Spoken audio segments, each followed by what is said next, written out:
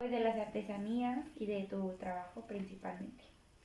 Pues mira, las artesanías van en peligro de extinción como buen producto de la creatividad humana. Se niegan a morir, pero sí van en peligro de extinción rotundamente, sobre todo en los últimos 25 años con toda mm, lo que ha representado el uso de las nuevas tecnologías, toda la computación y estas cosas. El hacer a mano un objeto se ha vuelto algo verdaderamente pues fuera de la realidad y de la necesidad, ¿no? La realidad y la necesidad no siempre, o sea, van unidas y no siempre caminan hacia el mismo objetivo. Eh, la necesidad de las personas sigue siendo tener objetos de uso cotidiano, pero esos objetos de uso cotidiano, la tecnología ahora los resuelve eh, a través de mecanismos en los que no se necesita mucho la mano humana, ¿sí? En términos de manejo directo del material, sí se necesita la mente humana y la mano humana, pero ahora diseñas en un teclado y, y ordenas que una impresora 3D te haga un mueble, ¿sí? Por supuesto, alguien hizo esas impresoras y esas máquinas de computación, pero incluso esas máquinas a veces están hechas a través de unos procesos muy mecanizados, ¿no? Muy automatizados en los que casi no intervienen personas. No sé cuál va a ser el fin de esto, o sea, el desarrollo de esto en términos de, pues de que sí resuelve las necesidades humanas, pero ya a través de procesos muy inconscientes. Y cuando se resolvían a través de la hechura manual, pues había un nivel de conciencia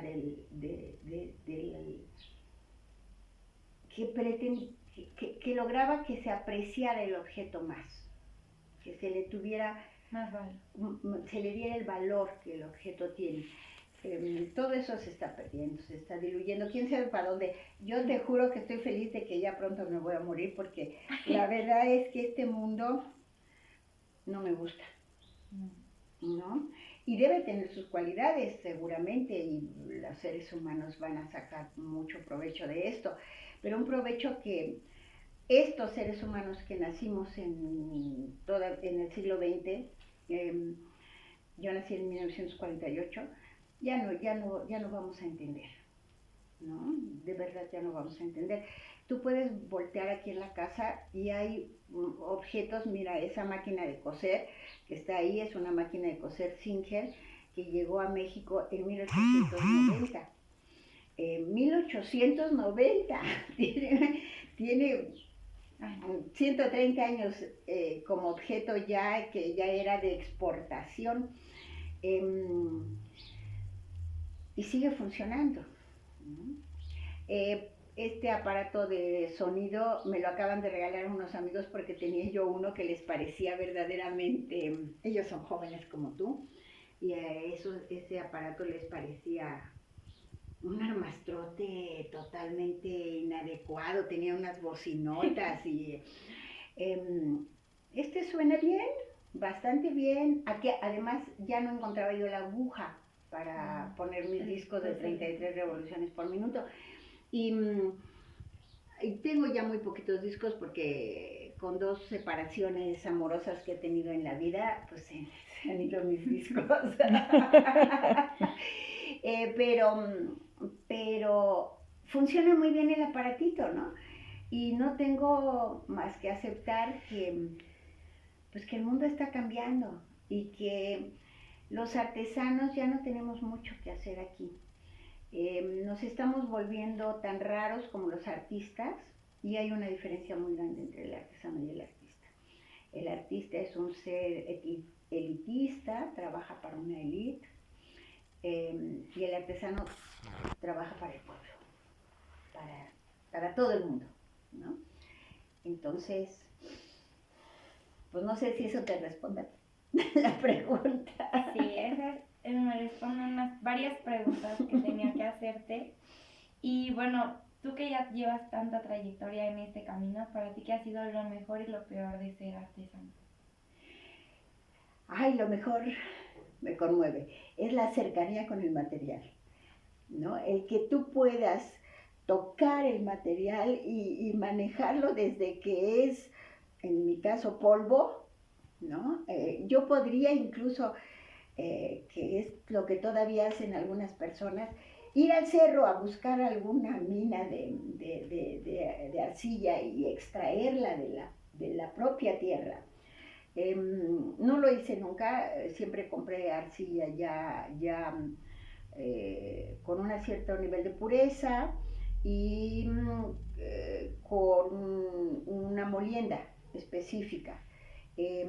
Porque mi taller siempre fue personal, nunca tuve mucha gente para hacer ese tipo de trabajos. Y además necesitaba comer de ello. Y además no soy parte de un grupo étnico. Entonces mi trabajo no tenía el apoyo que tienen los pobres indios desprotegidos que se dedican a hacer artesanía, ¿no? Que los apoya, entre comillas, el gobierno, para dejarlos en ese estatus, desde luego, porque le conviene tener a esos desprotegidos para tener a alguien a quien proteger, entre comillas, todo. Pero realmente, ¿cómo te diría? Estamos en peligro de extinción, en pocas y breves palabras. Y los procesos de extinción son bastante más largos de lo que uno creyera. Sí, pero sí, es claro, estamos en peligro de extinción. ¿Has contado bueno, en algún momento de tu vida tocaste o tuviste una instrucción para poder llegar a tener tu taller? Sí, por supuesto. Todavía existe la Escuela de Diseño y Artesanías en la Ciudad de México. Es una escuela profesional para formar artesanos. Fíjate qué cosa más anacrónica. Ahora está ubicada en las calles de Xocongo. Cuando yo entré estaba ubicada en la Ciudadela y está formada la escuela por una serie de talleres en los que se enseña a manejar un material específico.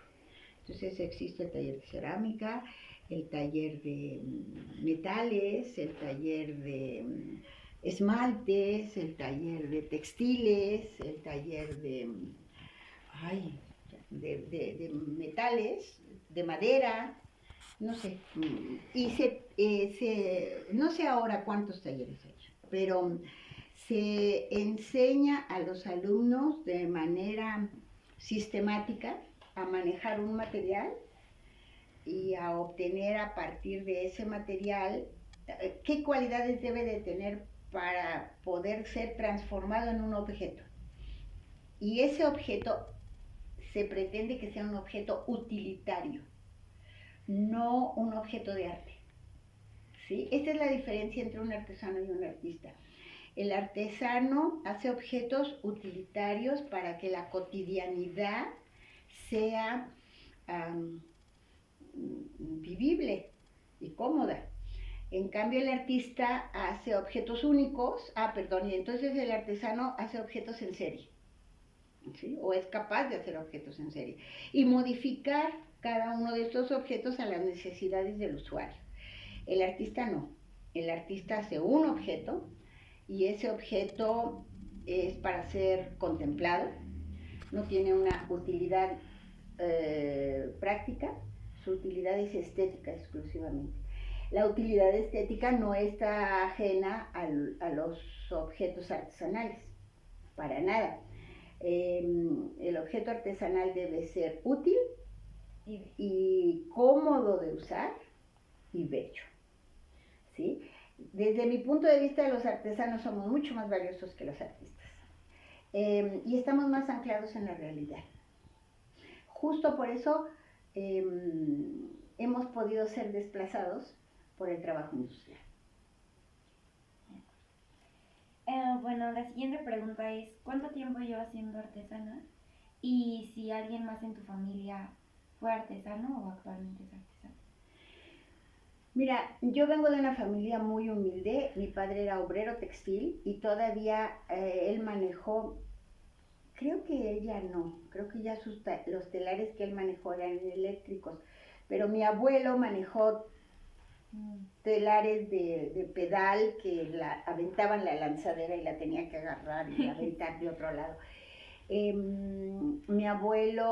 Mi padre nació en 1904, imagínate. Y cuando tenía 14 años ya trabajaba en la fábrica textil. Mi abuelo, por lo tanto, pues nació en el siglo anterior, ¿no? En el siglo XIX, ya me hago bolas con los números, y, y pues le tocaron procesos totalmente rústicos, ¿no? Pero ya mecanizados. No mecanizados eléctricamente, de manera necesaria, sino de telares de pedales.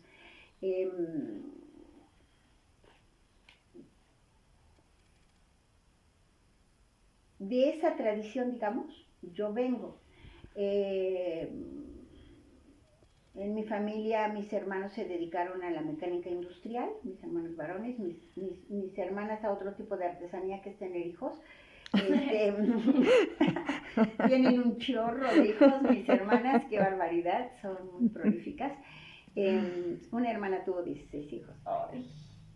Eso es producción en masa. Pero yo creo que pues el objeto artesanal tiende a la desaparición, se está volviendo casi un objeto artístico. Y esto responde a la necesidad de producción masiva, al aumento de la población.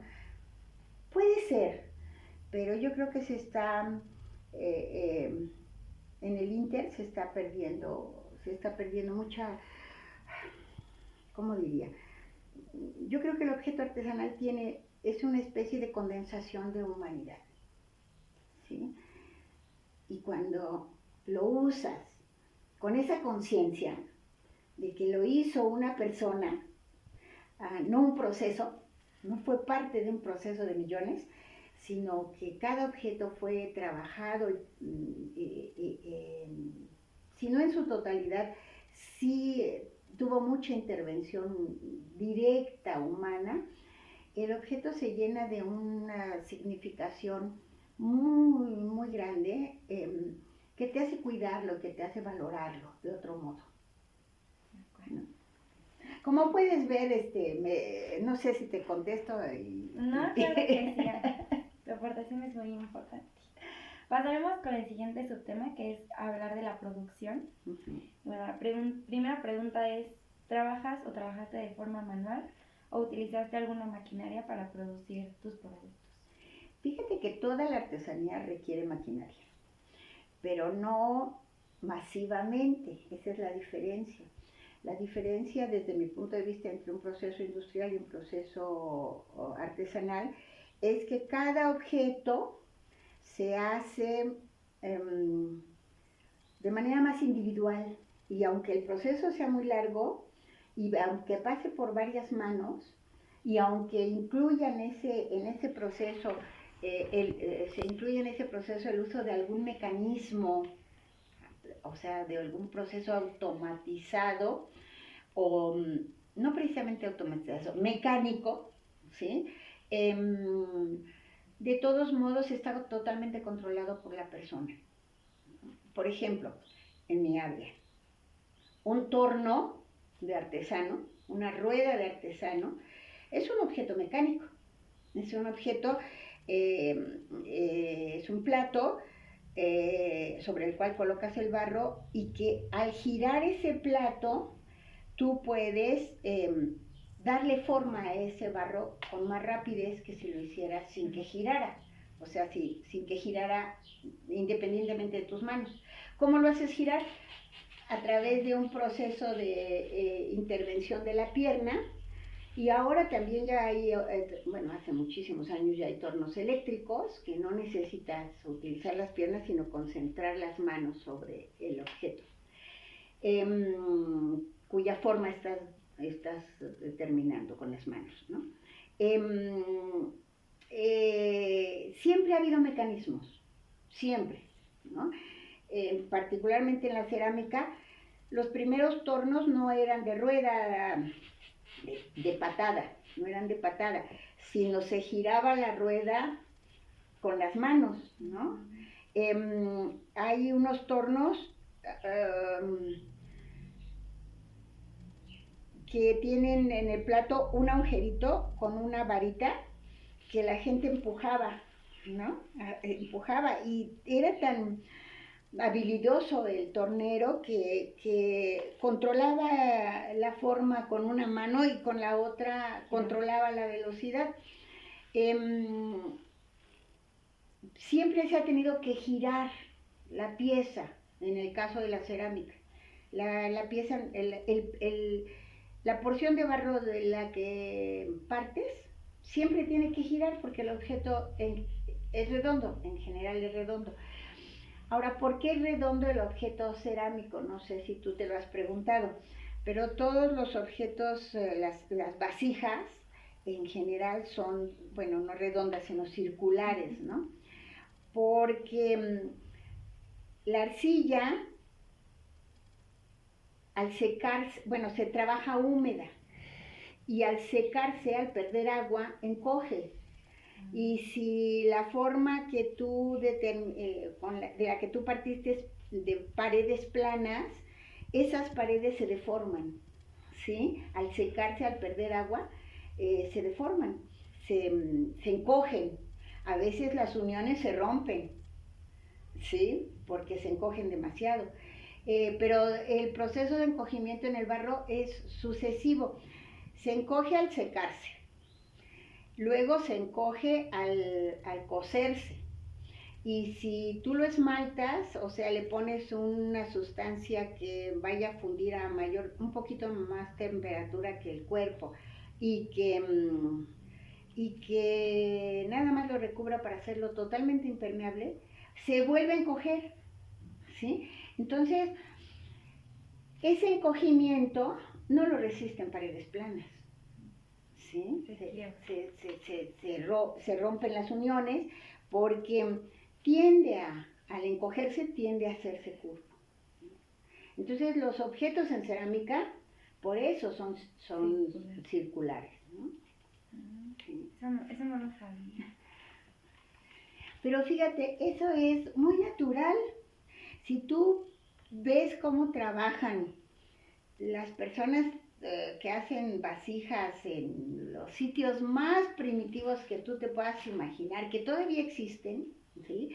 En el Amazon, en la zona del Amazonas, ¿no? Los pueblos amazónicos, hacen sus vasijas, y los niños, tú le das a un niño, no una bola, un poco de barro, inmediatamente lo tiende a hacer una bolita, ¿sí? Le da la vuelta así o sobre la mesa, luego le mete el dedo para hacer el hueco, ¿no? Eso es instintivo, así se hace una pieza. O sea, claro, hay que ver que esté bien amasado para que no tenga aire. El aire dentro de la vasija, dentro de la arcilla, se debe de eliminar totalmente, porque, bueno, totalmente, que no queden burbujas, vaya. Porque al calentar la pieza, al cocerla, el aire pues tiende a salir, se expande y tiende a salir y revienta la pieza. Entonces por eso hay que evitar el aire, ¿no? Pero pues eso lo fue aprendiendo la humanidad a través de los siglos, y lo sabemos desde que el hombre todavía usaba las cavernas para vivir, porque ya en las cavernas ya había vasijas y ya había vasijas cocidas, ¿no? Porque además, si no están cocidas, al humedecerlas, al ponerles agua, pues se desbaratan, ¿no? Se desgastan rápido y se desbaratan en cosa de de primer uso. ¿Sí? Y por ejemplo, en hacer algún, no sé, tazas o algún producto, ¿cuánto te tardas? Bueno, perdón, en esa medida todos mis objetos son utilitarios, absolutamente todos. Todos son utilitarios y son, digamos, responden a lo que se podría llamar una línea de diseño, ¿no? Eso nada más para diferenciarlos de los otros talleres, ¿no? Para hacerlos fáciles de usar, que tengan ciertas cualidades que convenzan a la persona que se interesa en ellos de que tiene que comprarme a mí y no a otro, ¿no? Nada más. Perdón, pero me preguntabas. ¿Aproximadamente cuánto tardas en hacer En hacer una pieza. Mira, si tomamos en cuenta desde que piensas la pieza, es un tiempo muy, muy largo, muy largo, muy largo, porque yo trabajo piezas en serie. Entonces, cuando pienso una pieza, hago un modelo. De ese modelo, es un modelo en yeso. Un modelo es la pieza maciza, sin hueco, y boca abajo. Así se tiene que hacer. A partir de eso se hace lo que se llama un molde original. A partir de ese modelo se hace un molde original también de yeso. De ese molde original se hace lo que se llaman, se divide la pieza en las partes que va a tener ese molde original. Porque no es una sola, no es un solo molde, ahorita lo vas a ver. Y luego se hacen moldes de esos moldes. La mamá de los moldes se llama matriz. Y ya de la matriz puedes hacer muchos moldes. Ese es un proceso muy largo, realmente muy largo. Pero eso te permite tener una cantidad, tú decides cuántos moldes, y en esos moldes puedes hacer piezas durante mucho tiempo. Los moldes el yeso que se utiliza para los moldes. ¿Por qué yeso? Porque el yeso se endurece, pero es poroso y va a absorber el agua del barro, ¿sí? Del barro, del barro que tú uses, de la arcilla que uses. Y necesitas un poquito ver el proceso. Pero eso te va a permitir hacer muchas piezas con un solo molde. No muy rápido, porque a veces tarda, no sé, horas en salir de un molde. La pieza tarda horas en salir del molde. Y salida del molde le tienes que hacer otras cosas, ¿no? Nada más tomado la forma. Hay que pulirle todas las partes muy agudas.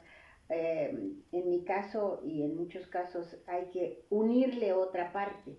Por ejemplo, en mi caso, el molde de la taza no incluye el asa. Hago el asa aparte y entonces tengo que pegar las asas y dejar que se sequen y luego pulir todos los bordes y las salientes de esa unión para que la pieza resulte sin asperezas. Es un proceso bastante largo. Si ya no contamos, suponte ya tenemos los moldes, ¿no? Entonces ya tenemos la arcilla suficientemente húmeda y preparada. En eso nos llevamos un día. Los moldes, toda la yesería ya la dejamos aparte. Ya tenemos los moldes de yeso. Entonces, mojar la arcilla y batirla para que tenga una consistencia adecuada, se lleva un día completito. Porque no solo son las 6 horas de trabajo, sino tiene que reposar, ¿sí? También es muy importante el reposo. Entonces es un día de preparación de arcilla. Nosotros lo hacemos en una batidora, porque el proceso que nosotros usamos se llama vaciado, que es trabajar con barro líquido y llenar los moldes, semilíquido y llenar los moldes. Hay gente que no trabaja con el barro líquido, trabaja con el barro prácticamente sólido, ¿no? Pero húmedo. Entonces tiene que amasarlo. ¿Por qué amasarlo? Porque le tiene que sacar todo el aire. Porque si pones una bola de barro en el torno, haces una pieza y le queda una burbuja de aire, a la hora de calentarse en el horno revienta la burbuja y se rompe la pieza, ¿no? Entonces, pero bueno, ya dada la forma, eso te lleva un día. Nosotros ya llevamos 2. El batido, también los que tornean, porque preparan el barro, me hacen la mezcla, lo amasan, se sientan a tornear un segundo día. El tercer, lo dejas secar, tiene que tener un cuerpo más o menos seco, que se pueda tocar la pieza sin deformarse. Y entonces le puedes hacer añadidos o pulirle asperezas un tercer día, ¿sí? Lo dejas secar. Nosotros el cuarto día, y todo el mundo, el cuarto día, la parte de abajo se llama espejuelo y la tienes que proteger de un futuro proceso. Entonces, ese futuro proceso va a ser ponerle el esmalte, pero aquí no debe de haber esmalte porque el esmalte se va a fundir y se pega en la placa del horno. Entonces aquí hay que ponerle un protector, que en general es parafina fundida. Fundes parafina y con una brochita se la pones. Pero no lo haces a una pieza, tienes que hacerlo a un chorro, ¿no? Para que valga la pena el trabajo del día. Entonces, otro día más. Ya que está la pieza suficientemente seca y dispuesta para ser esmaltada, algo importante. Antes de poner la mayoría de la gente le da un cocimiento leve a la pieza. Eso se llama un sancocho. Entonces tienes que meterla en el horno y prender el horno durante 3-4 horas. Y dejar que se enfríe. Y eso ya te llevó otro día más, por lo menos otro día más, ¿no? La sacas del horno. Yo no sancocho, fíjate. Yo soy una... Ahorrar. Pues busqué la manera de que durara lo menos posible el proceso y costara lo menos posible, porque eso implica no solo el trabajo de una persona para estivar y desestivar y cuidar el horno, sino además gas, ¿no? Combustible, el que uses. Pero bueno, ya la sacas del horno, le pones ese protector de parafina fundida con una brocha, que las brochas se queman al meterla en la parafina fundida, ¿no? Porque están hechas de cerdas. Bueno, y ya lo tienes listo para ser esmaltado. En cerámica todo el mundo dice pintar, no se pinta. No se pinta, se esmalta. Se coloca el esmalte que hay que prepararlo, ¿no? Mientras estás sancochando o esperando las piezas que se sequen suficiente, preparas los esmaltes. Los esmaltes tienen una composición semejante al cuerpo cerámico, pero contienen más fundente y más vidrio. Los esmaltes es un vidriado, también le llaman vidriado. El vidriado, bueno, ¿en qué consiste el esmalte entonces? En vidrio más otras sustancias que le dan color, le dan opacidad, porque si le pones vidrio solo, sílice, el vidrio es dióxido de silicio. Si le pones solamente sílice, se ve una capa de vidrio encima de la pieza, ¿no? Una cosa es transparente, vidrio. Es una capa muy delgaditita, pero esa capa lo hace al cuerpo impermeable, ¿no? Y entonces ya lo puedes usar como vasija. Bueno, un ceramista industrial pone esmaltes transparentes en sus piezas, todas. Tienen esmalte transparente, entonces son blancas brillantitas, ¿no? Pero son transparentes. ¿Por qué? Porque así se necesitan para ser usadas. Un ceramista no industrial, artesanal, busca hacer única la pieza.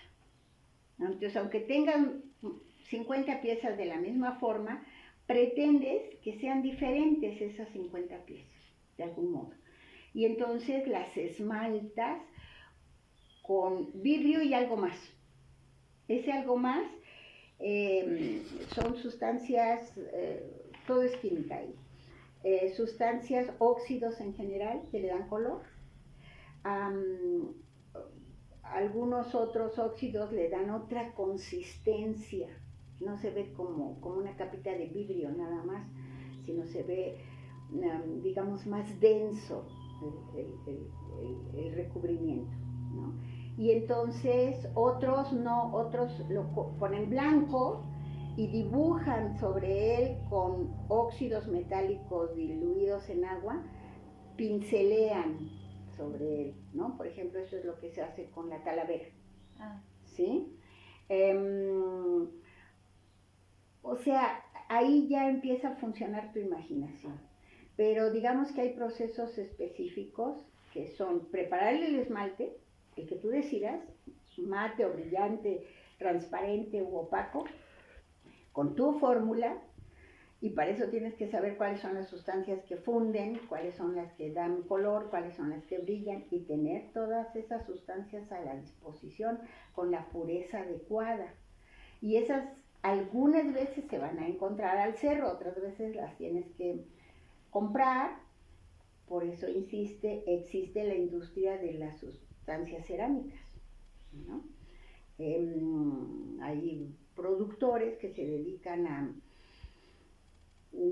extraer de las minas, todos son materiales que se obtienen en minas, a extraer sustancias y purificarlas más o menos con cierto nivel de pureza y te las venden a ti como ceramista, ¿no? Entonces tú tienes que tener todas esas sustancias para preparar tus esmaltes. Y los esmaltes, son suspensiones porque las sustancias que utilizas son polvos. Entonces las tienes que mezclar con agua para que las puedas aplicar. Y en general en cerámica se aplican por inmersión. Se meten y las sacan. ¿Sí? Al meter el objeto que está crudo o semicocido todavía, es poroso, muy poroso. Y entonces el material se le pega, ¿no? Ahorita lo vas a ver en el taller. Se le pega y lo dejas, no lo debes de tocar al momento porque queda húmedo, lo dejas ahí que se seque y ya después lo puedes decorar encima con otro esmalte de color contrastante, más aguadito, que puedes aplicar con pinceles, ¿no? Pero lo curioso es que aquí, si tú cargas el pincel y lo pones sobre la pieza, se pega, porque la pieza es porosa, ¿no? Entonces, chupa. Por lo tanto, tienes que aprender a hacerlo muy rápido, para que no se pegue. El ceramista no puede, además no se borra, ¿sí? Palo dado ni Dios lo quita. Ese es el lema del ceramista. Palo dado ni Dios lo quita. Donde tú pones, acercas el pincel y toca la pieza, se fregó. Puedes quitarlo al momento y hacer solo un punto. Puedes dejarlo más, extenderlo, en fin. Y todo eso es instintivo, ¿no? Totalmente instintivo. Y no es arte, es un oficio. Porque vas a hacer esta pieza y esta, y esta, y esta, y esta. Para que valga la pena, vas a hacer 12 piezas, ¿no? Y si en la primera pusiste un instante el puntito y te gustó, y luego le hiciste 2 rayitas y te gustó, a ver si te sale lo mismo en la siguiente, ¿sí? La mayoría de las veces no. Por eso, en la cerámica artesanal, por lo menos, las piezas son únicas. Aunque a los artistas les cueste mucho aceptar que nosotros trabajamos pieza única, pero no la estamos pensando, ¿no? En el instante te tiene que salir porque hay que llenar el horno, porque tienes el pedido de 10 piezas y el horno requiere 120, pero te las pidieron para el fin de semana. O sea, hay una cantidad de factores de urgencia en la cerámica. Unos son producto de la forma en que reaccionan los materiales. Eso te da tu ritmo. Y otros son producto de si tienes pedidos o no, ¿no? O sea, responden a las necesidades del cliente. Y otros más responden a tu deseo de hacer cierta forma. Siempre pinceleo así. ¿Qué pasa si pinceleo al revés? Si dejo el pincel que se pegue, ¿no? Pero todo eso va respondiendo al instante, ¿no? Y te va dejando una huella en la cabeza que se manifiesta en tu habilidad manual. Pero ya no piensas tanto, ¿no? Sí piensas, a veces hasta escribes, yo soy de esas. Hay otras personas que no piensan para nada, ¿no? Digo, que no escriben para nada, que no dejan registro y que sin embargo toman la pieza y se acuerdan de lo que hicieron. Eso, y ya cosida la pieza, porque ya cambió, totalmente cambia. Entonces, los esmaltes para nada se ven de los colores que tienen cuando ya se fundieron. Ahorita lo vas a ver, los esmaltes son unos atoles que se decantan y que hay que estar mueve. Y son unos atoles de colores que pues casi nunca te informan de qué color son, pero a medida que tú trabajas, de qué color van a desarrollar en el horno, vaya. Pero a medida que tú trabajas, ya no ves el esmalte crudo del color que presenta solamente, sino además lo ves del color que va a generar, ¿no? A través del... Eso es maravilloso. Eso que pasa en tu cabeza y que no te das cuenta, que no lo haces del todo consciente, que se vuelve instintivo, entre comillas. Yo digo que no lo es un proceso increíblemente intelectual, muy emocional. Y entonces está siempre en un proceso de añadirle, de hacer, en un proceso necesario de todos los pasos que la pieza va requiriendo, pero en cada paso tú te das cuenta qué modificación, qué le estás haciendo a la pieza, ¿no? Y todo eso en hipótesis, porque el horno es el que tiene la última palabra. Y no solo porque cambien el objeto en sí, ¿qué le cambia? El tamaño, se encoge. La textura, el color, la resistencia, porque cuando están crudos los tocas con una delicadeza instintiva también, ¿no? Más de una vez se te queda el objeto, ya lo terminaste el objeto y se te rompe en la mano porque se humedeció demasiado, ¿no? Por eso mucha gente sí sancocha, o sea, hace ese cocimiento intermedio, que yo me ahorro por coda, por ahorrar recursos y tiempo. Es más resistente, hace más resistente y por lo tanto se puede manejar más fácil en el proceso de esmaltado. Y luego te sale la pieza y te encanta y se rompió, ahí afortunadamente el cachito se botó y echó a perder otra pieza, pero no esta. ¿Qué pasó? Pues tenía una burbuja de aire aquí en la pieza. ¿Y en esos casos qué haces? ¿Ya se queda así? Pues lo guardas o lo tiras. Sí, yo tengo muchísimas cubetas llenas de pedacería de que pues hay que romper la pieza porque ¿para qué guardas una pieza que no te va a servir para nada? Esta pues la pongo oculta y no se nota, pero ¿cómo vas a vender una pieza? Sí. Además es una pieza artesanal que la gente no considera arte, entonces no te la van a pagar, ¿no? Pues es una pieza defectuosa, está rota, ¿cómo se atreve a pedir dinero por ella? Me la había de regalar. Y la gente te dice eso. Sí, te regatea artesanal. No solo te dice que no tiene valor, que si está rota, que si le falta este cacho no tiene valor. Así, esta es la frase que me decían algunas personas. Ay, esa pieza me la debía de regalar. ¿Y por qué a usted? Ah, porque me gusta. Ah, pues si le gusta, pague por ella. No, porque está rota. Además, yo soy una peleona. digo, se nota en cómo hablo, ¿no? Yo soy una persona que argumenta y rete, que argumenta y le encanta el box intelectual. Entonces, sí tenía yo muchas discusiones con mis clientes, ¿no? O mis posibles clientes. A muchos los eduqué, sinceramente los eduqué, porque además fui profesora y tengo este asunto de que hay que aprender en la vida, ¿no? No solo fui profesora por lo que yo enseñaba, sino por lo que yo aprendía de los chavos. Eso es maravilloso. Las lecciones que te dan los alumnos, wow, ¿no? Son increíbles. Desde cómo te ven, así, desde cómo te ven. Tengo una anécdota de una ocasión que yo me levantaba, daba clases en una escuelita preparatoria aquí en Tepo, que era una escuelita, ay, no, pobrecita. Era de paga y era una escuela basurero. Basurero no por los alumnos, sino por cómo estaba, por el mobiliario, por las condiciones que la escuela ofrecía. Y una vez yo veía que los chavos me veían a los pies y no me veían a mí al estarles dando clase.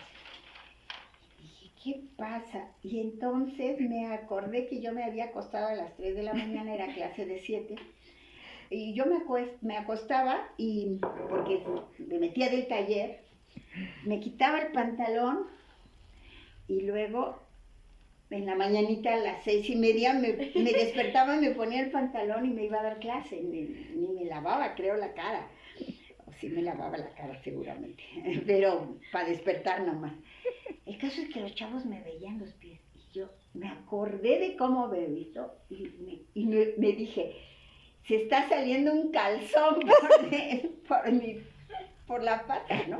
Y me agaché y vi una cosita blanca que se asomaba. Ay, bueno, fue todo, te lo estoy describiendo con muchísimas palabras, pero fue todo un instante.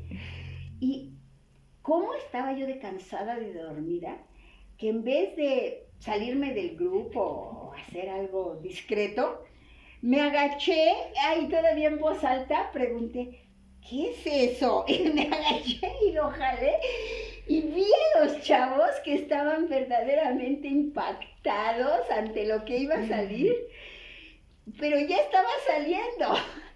Era un calcetín, afortunadamente. Digo, fue terrible, pero hubiera podido ser peor, ¿no? En ese momento les pedí 1000 disculpas y les dije, chavos, esto no puede ser, ¿no? Yo estoy haciendo aquí cosas que no debo, vengo en condiciones que no debo, ustedes se merecen respeto y en este momento yo me voy de la clase y de la escuela. Y me fui a denunciar.